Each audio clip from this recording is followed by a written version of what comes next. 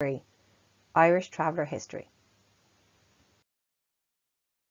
By the end of this presentation, you will know some of the theories about where Irish travellers come from, the different industries Irish travellers took part in, the influence of Irish travellers on Irish culture, and how Irish travellers became recognised as an ethnic minority group.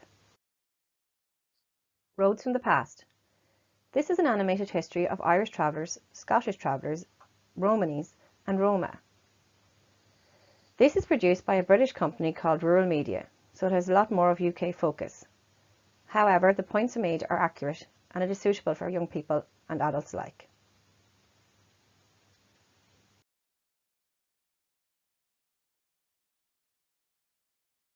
That stand for a lot of different people. Just like with everyone, Gypsy, Roma and Traveller people have things in common with each other, and some things that are different. But to understand this story now, it's important to go back to the beginning. Living in one place is a recent thing. People were nomads for 99% of our history, travelling around to survive. Then about 10,000 years ago, something changed.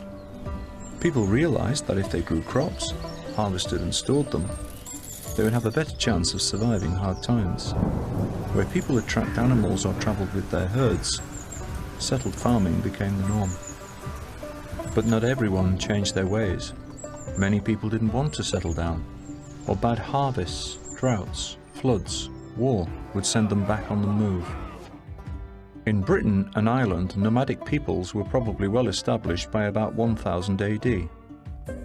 There were the Celtic traveller peoples, the Irish travellers who called themselves the Parvi or Mincas, and across the Irish Sea there were the Scottish travellers, the Norkin.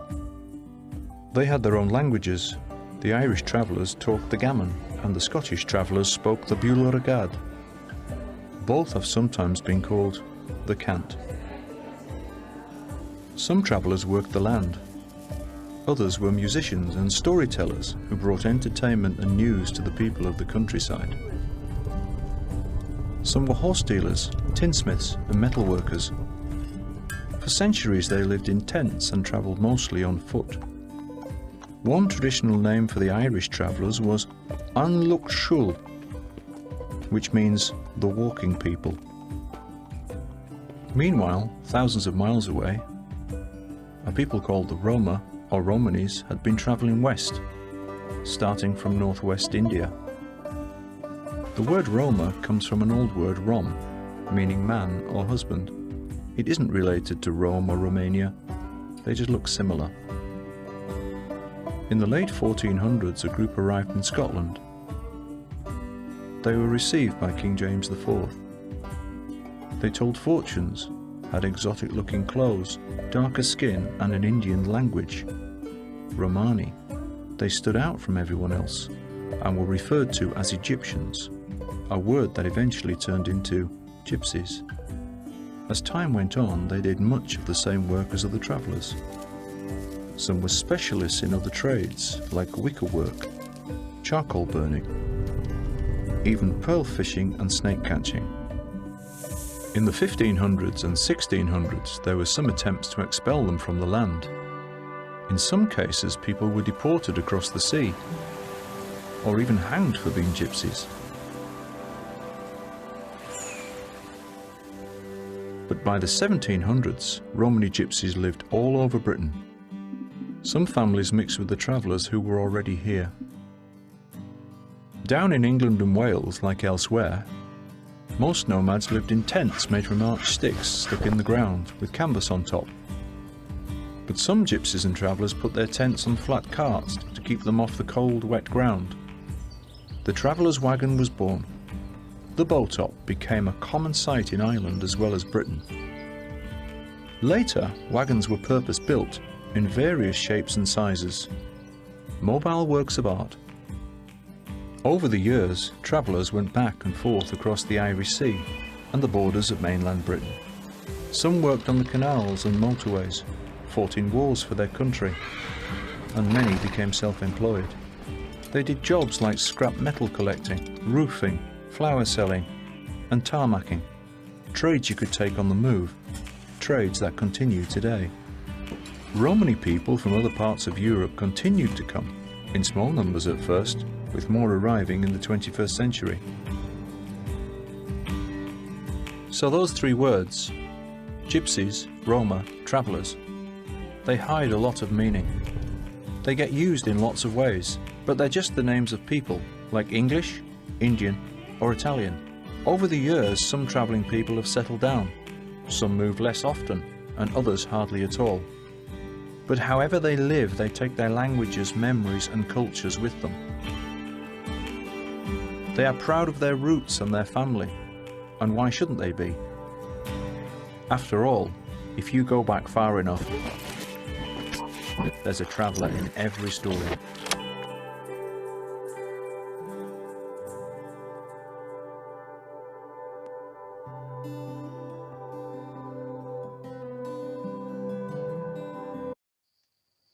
Where do Irish travellers come from? Do you know the answer? There are many origin theories about Irish travellers, but most of them are untrue, as this presentation will reveal. Because Irish travellers have traditionally handed down their history through stories and songs, these are extremely important cultural elements, and every bit as valuable as what you will find in a printed book. In this song, Thomas McCarthy sings about how the lives of travellers have changed over time, now that it is hard to move around in the traditional way that they used to. Irish travellers have a strong tradition of oral history, using stories and songs to pass down information.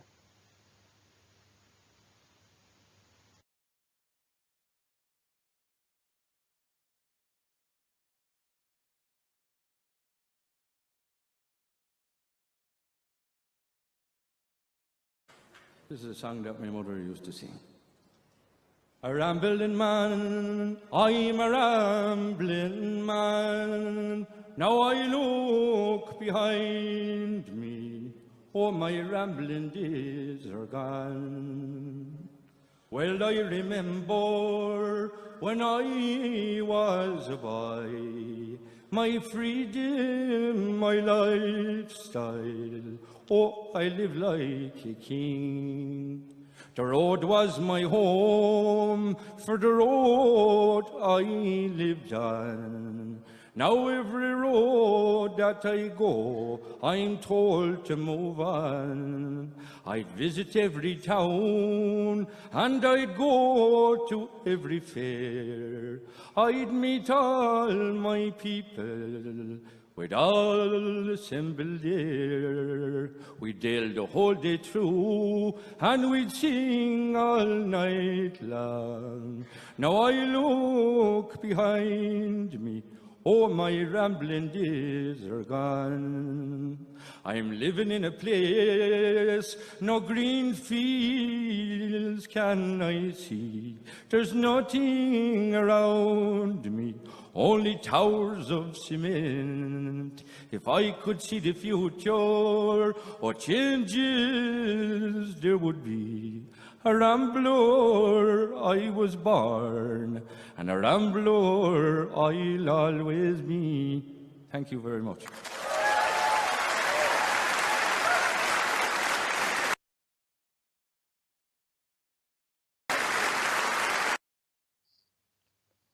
Because Irish traveller history has been passed down through songs and stories, much of it has been lost through time, or has been left out of the official accounts of Irish history. The false idea that Irish travellers are just settled Irish people who have distanced themselves from mainstream society has existed for generations and still persists. It is damaging, as it suggests that somehow travellers can be turned back into settled people if they are made live in houses. This is not true. Irish travellers have had their own shared yet diverse culture, language, traditions and history. They are not failed settled people who have somehow dropped out of society. Their origins go back much further than many people realise. We cannot know exactly when the Irish travellers were recognised as being different from other Irish people. Like the Native American tribes, Irish travellers have always existed as they are indigenous to Ireland. They are Irish but ethnically different to settled Irish people.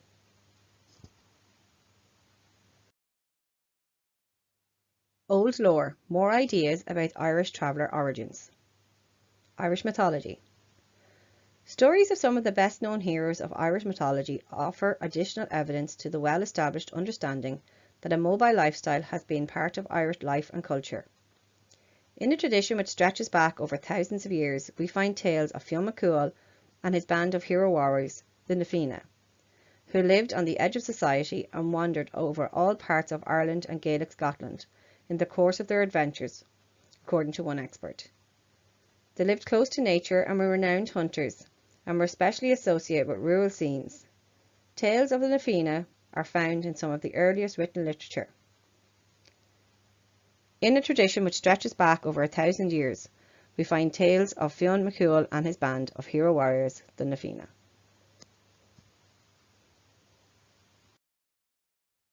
Tinkers and artisans. Irish travellers used to be called tinkers by settled people because so many of them were tinsmiths. It is a very old word which has been traced back to the 12th century in the Oxford Dictionary. Some travellers, like Cindy Joyce, point out that the word whitesmiths, meaning tinsmiths, most likely refers to travellers too, and dates back from the 5th century. Irish travellers were often called tinkers because so many of them created handmade tin vessels. Cromwell. People once believed that Irish travellers were created when Cromwell invaded Ireland with his British army in the 17th century and evicted and killed many Irish.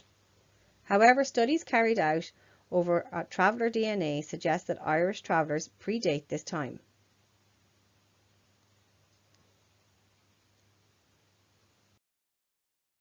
The famine.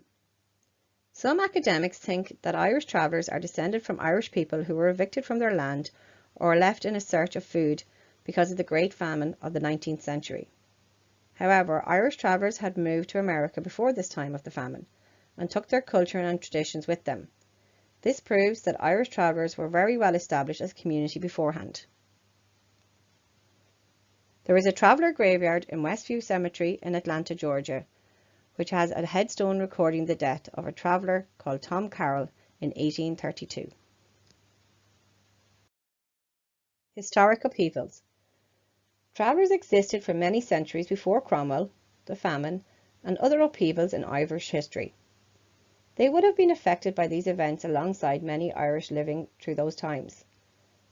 Some traveller oral family histories provide anecdotes about Irish travellers helping Irish people who became homeless or faced starvation during these upheavals.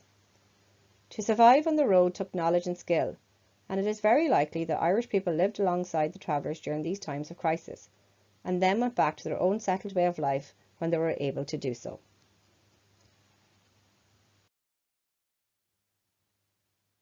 Irish traveller soldiers. Not many people realise that Irish travellers were and continue to be represented in the Defence Forces.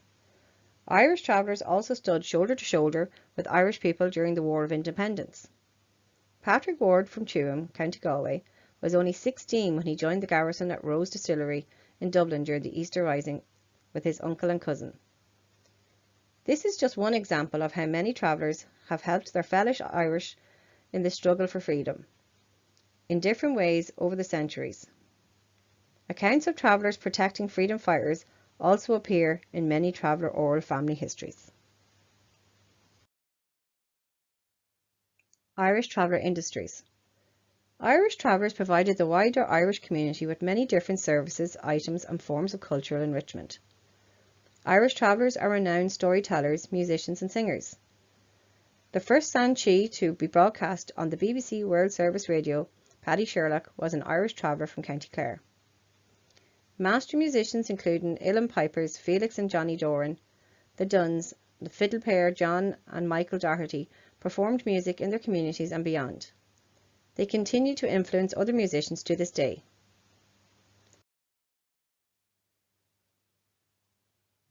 Irish traveller singers including John Riley and Pecker Dunn performed and sold ballad sheets, often sharing songs which had been forgotten in general population. They provided vital entertainment before the days of radio, television and the internet. Irish travellers also made and sold many different types of things, including iron jumpers and baskets, and brought news to people in rural areas. Irish travellers were part of the migrant agricultural workforce for many hundreds of years. They formed a key part of food production as they picked crops, sowed seeds, made tin items and generally provided labour for farmers and rural communities. They could also repair broken tools, plates and milk churns, for example. They swept chimneys and sharpened knives too. Travellers also provided services for their own people, including making saddles and coach building of the round top wagons.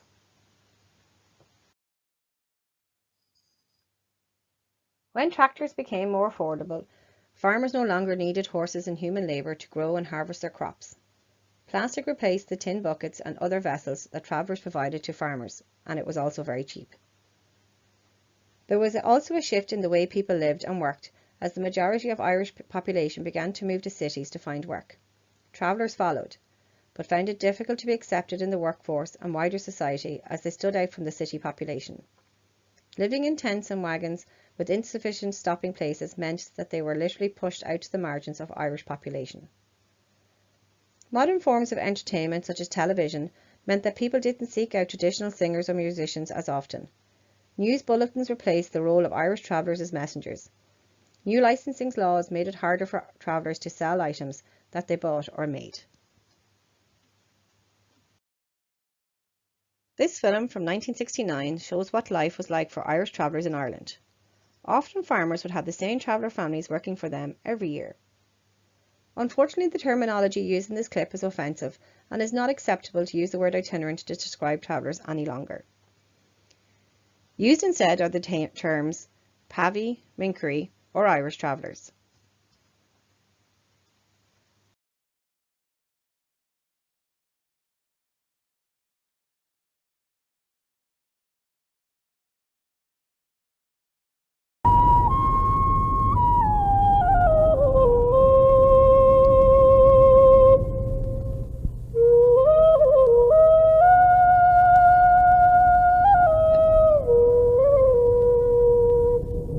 They are a people apart, the travelling people, living on the fringes of our society. No one knows where they came from or why they took to the road. Alone, defensive, living off their narrow skills, they have advanced little down the years, falling farther behind as our civilization developed. In the past, few noticed them and fewer cared. There was no one to say that only a minority of travellers lived past 30, or that 10% of their children died before reaching 1 year of age. Let the dead bury the dead, said Christ, and the travellers did so with terrifying monotony. Those who survived carried on into the next generation, bringing with them their little changing habits and their rapidly dying crafts. In them times it was far easier to make it. I was doing dealing on horses at that time, and it was far easier to earn a living than what it is now, but the years kept creeping on. I was just getting it harder and harder and harder to get a living. Because horses was plenty. I could go to a fair and I could buy 2 or 3 horses. Well, I could sell them and get maybe a tenner profit out of them again. Well, let me go to a fair today. If I buy a horse today in a fair, I mightn't get a pound on him. I might have to take him to the factory, and I might get £2 profit on him after taking him to the factory.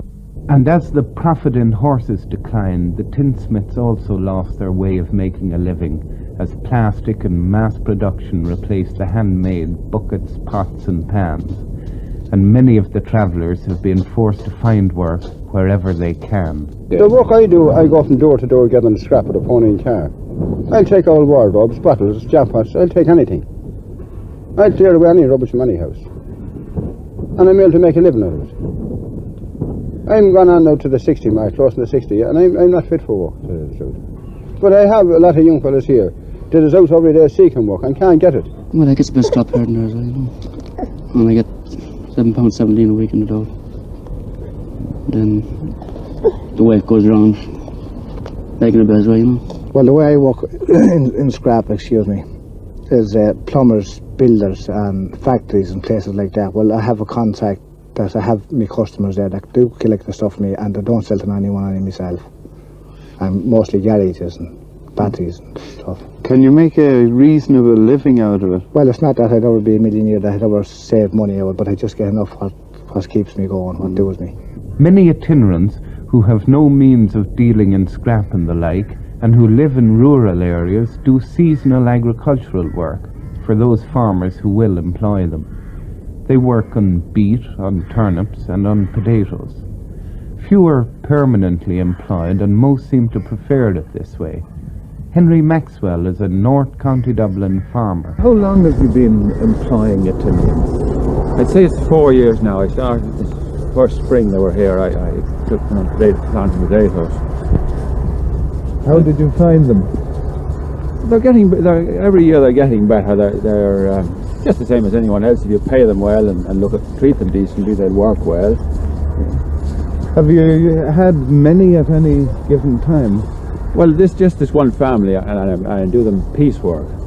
So it means that sometimes 4 turn in, sometimes 6, sometimes 3. Suits themselves, whatever time they turn in and what time they go home. Why do you have them on piecework? As I say, that suits them better because they're not tied to time. They don't like being tied to time. They can come in at 10 o'clock one morning, 11 the next morning, and they can go home at 4 or go home at 6. And it suits me better because I don't have to watch them and clock them in and clock them out. But today, while the older itinerants carry on with odd and often insecure jobs, many of the younger people want steady jobs for the benefits such work can bring them.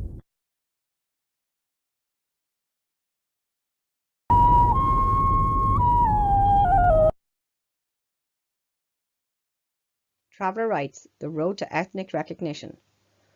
Although the UK and Northern Ireland recognised Irish travellers as an ethnic minority since the 1990s, it took longer for this to happen in the Republic of Ireland. The civil rights movements in the USA and Northern Ireland inspired many travellers to fight for their own rights. State discrimination.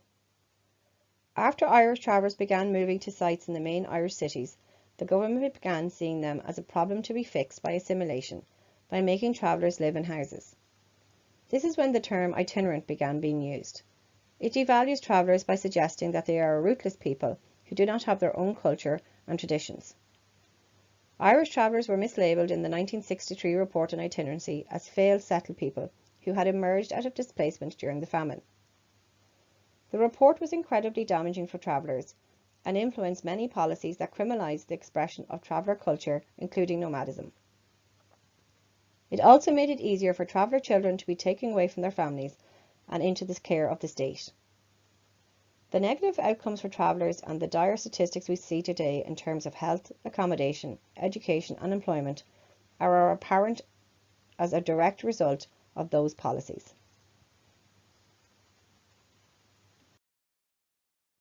Traveller activism. One of the most important sites of Irish traveller protests was at Cherry Orchard in Ballyfermot during the mid-1960s. With no official accommodation offered by the Dublin Corporation, a group of traveller families moved into a field, as they had nowhere else to go. They built a school called St. Christopher's School out of scrap wood to highlight the lack of education for traveller children. Eventually the site was evicted and the school was turned down. Some travellers who remember it say that the eviction was done using the full weight and tactics of the Irish state and showed travellers how much they were up against. But they carried on with their struggle and their fight for their rights. This photo was taken at Cherry Orchard by Alan McSweeney and is used with his kind permission.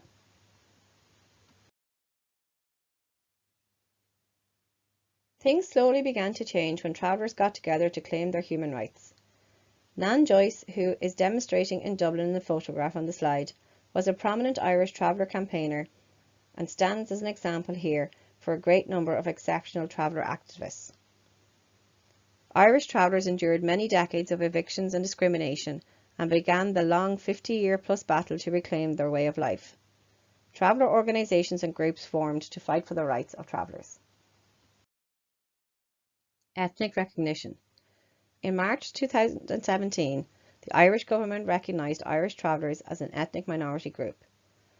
An Taoiseach Enda Kenny gave a speech in the Dáil on the occasion and spoke some words in traveller cant or Gammon language.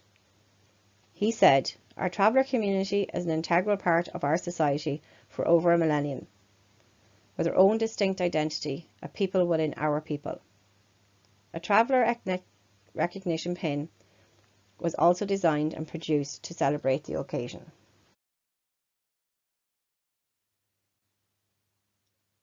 Irish travellers have always been an ethnic minority, but it took until 2017 for the Irish state to acknowledge this. Irish travellers are now recognised as a specific ethnic group of the Irish nation, with their own unique heritage, culture and traditions. The words of Enda Kenny marked the start of a process of correcting a historic wrong, and he admitted how devastating the state policies built upon the 1963 report on itinerancy had been for generations of travellers. It sanctioned the institutional racism and discrimination that travellers undergo even today. However, ethnic recognition promised nothing extra in terms of resources or protection for Irish travellers.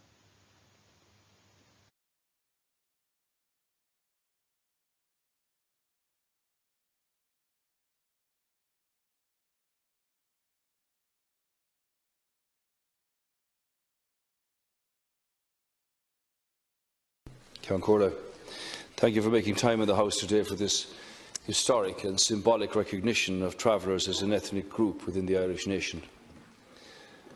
Robbie is a 17-year-old young man, the apple of his mother's eye, his future ahead of him, the world at his feet. Yet he has walked with his head down. No more. His mother, his family, his traveller community want Robbie to feel the same sense of hope and opportunity as every other young person in this country. So do I. So does this Dáil, this House of Public Representatives. Today's statement of recognition of travellers as an ethnic group will go some way to ensuring that Robbie and his entire traveller family have a better future with less negativity, less exclusion, less marginalisation. As the House is aware, the traveller community has for many years campaigned to have their unique heritage, culture and identity formally recognised by the Irish state. And in this state, they make their contribution as Gardaí, as doctors, as members of the Defence Forces, as prison officers and other occupations. So there should be no surprise that a person can identify as Irish and as traveller. This is a deep and personal issue for many travellers. On the 6th of February last, I invited representatives of the main traveller organisations to the Cabinet Committee on Social Policy to discuss this matter with Minister Staunton and other senior ministers. They said it took 30 years for a government to listen to them across the table at Ceann Comhairle. 30 years. The representatives spoke passionately about how this strong message from the state would be a very important symbolic and positive step in acknowledging the uniqueness of traveller identity.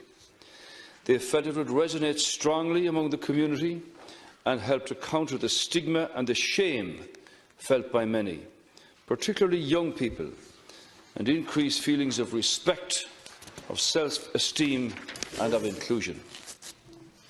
I was deeply moved as the group spoke of their own personal experiences, including their personal hopes and their dreams for their children to live their lives and to fulfil their ambitions.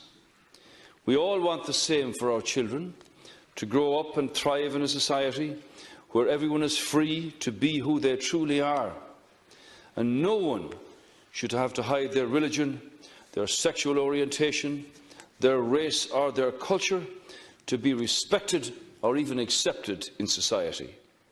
And across society, as we discussed at our meeting, there are also darker elements that challenge the law of the land that must be tackled. The traveller community is not immune from this. I hope that today will create a new platform for positive engagement by the traveller community and government together in seeking sustainable solutions which are based on respect and on honest dialogue. That recent engagement and these statements from all the leaders of the parties in the House will further help generate mutual recognition and respect between the traveller and settled communities. For some time, Ireland has implicitly recognised travellers as having a distinct ethnic identity. We have done so by reporting since 2000 to the Council of Europe on the situation of travellers in Ireland in our periodic reports on the Council's Framework Convention on National Minorities. We have done so by reporting on the situation of travellers to the UN and the Council of Europe in our periodic reports on the main international conventions and monitoring bodies against racism. And we have done so by explicitly naming travellers as a protected group in our equality legislation. Since the 80s, Pavy Point, together with the Irish Traveller Movement, the National Travellers Women's Forum and Mean Cares Cuidan have campaigned strongly on behalf of travellers. They have worked hard with the community to improve living conditions, to promote health and education and access to services. They have sought to empower travellers and have not been afraid to help them address some of their own internal challenges. Minister of State Staunton is also finalising a new national traveller and Roma inclusion strategy to be published shortly. That inclusion strategy is intended to bring about important changes to the lives of the traveller and the Roma communities in Ireland. The campaign for recognition of travellers in Ireland as a specific ethnic group of the Irish nation, with their own unique heritage, their own unique culture, their own unique traditions, has of course been part of the discussions of the new strategy. And it doesn't surprise us, in the context of relationships and self-identities within the island of Ireland, that a person can identify in different and sometimes in overlapping ways. We recognise, as part of the Good Friday Agreement, that a person can identify as Irish, Northern Ireland or British, and that this self-identification can vary with greater emotional commitment to one or other element depending on the circumstances. Under the same Good Friday Agreement, we formally recognise the identity of people of Ulster Scots heritage, including in the 3 border counties, and we support the development of their unique heritage and culture without prejudice to their equal citizenship in and loyalty to this republic. Our traveller community is an integral part of our society for over 1,000 years, with their own distinct identity, people within our people. I have to say, it's a great privilege for me to be the person who has the honour of making this particular statement. I want to acknowledge Minister of State Staunton at the Department of Justice and Equality and the national traveller organisations who undertook substantial work to bring clarity to this debate, and all of the other public representatives who have assisted in any way in the work that brings us to this point. Together we agreed that recognition of travellers could have a transformative effect on relations between travellers and the wider society, and will create no new individual, no new constitutional or no new financial rights, because, of course, travellers already enjoy all the human rights and responsibilities that are afforded for all people under our Constitution and laws. The acceptance and the implementation of those rights and responsibilities has to work both ways in order for society to function effectively, to function inclusively and with mutual respect for all citizens.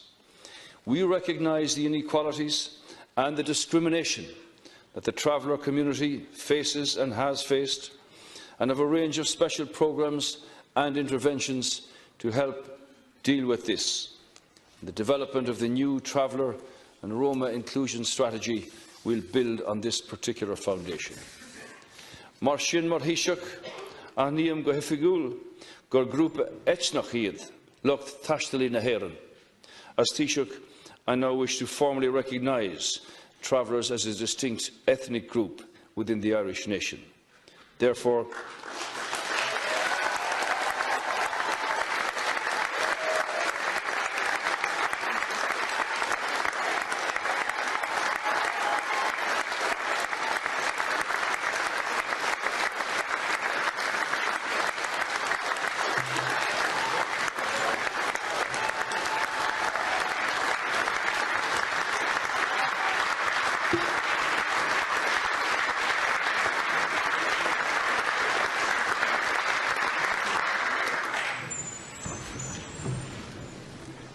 It is therefore a historic day for travellers and a proud day and a day of maturity for Ireland. Lá íntoch táhachtach é seo de lucht taistilí na tíre, lá dar síl mar a dearthab. May all the people of our nation live in the shelter and never in the shadow of each other. Or as the good traveller man taught me how to say, in the cant, this is a body thálaisk for the mean care. Thank you.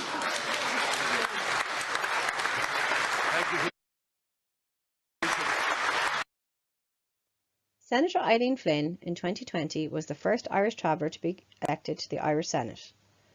Her election is built upon the work of many other Irish travellers who became active in the political arena to give a voice and representation for Irish travellers. These included Nan Joyce, who ran for the general election of 1982, the first traveller mayor Mark Moore of Tuam in 2003, and TJ Hogan, who ran for office in Cork in 2019, plus many more.